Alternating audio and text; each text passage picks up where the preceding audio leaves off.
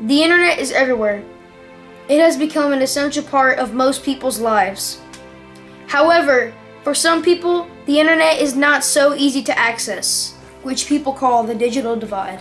Simply put, a digital divide is when some people have access to technology while others do not. We currently face a digital divide influenced by many factors. The COVID-19 pandemic, low income levels, geography, and age. We hear every day the divide challenging people's schoolwork, social life, and work. The divide nobody talks about that I find very important is affecting our elders. To give you a better understanding, we traveled and met up with the senior war veteran. I'm Richard Ray. I'm 73 years old. I was born in 1948. Did 4 years in the Air Force in 1968. Mr. Richard, do you know about the current digital divide happening in America? I know that some people have a lot more access to internet than others.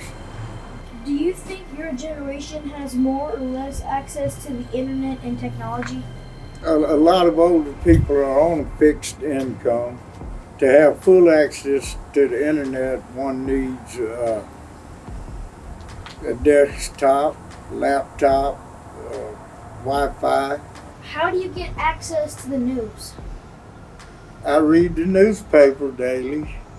I listen to my truck radios. I have no cable. How has your experience been while using the internet? Well, the first little while it was quite frustrating because I couldn't find my way around. I was used to card catalogs in libraries. Do you think technology could make your life and other elderly people's life easier? Oh, yes.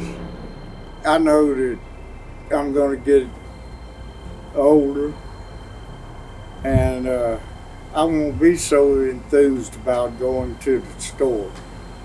So I might start using delivery. It might come a day I will absolutely use Amazon more. With so many seniors now using technology, just as many are needing. But it's not just accessing the internet, it's learning how to use it. Like my friend Mr. Richard, being able to maximize technology could possibly make his life easier in many ways. With technology always changing and moving forward, we must not forget about our greatest generation. I hope you guys understand the current divide going on between our elders. This is a call to action. We cannot forget about our seniors. They need our help just as much as anybody else.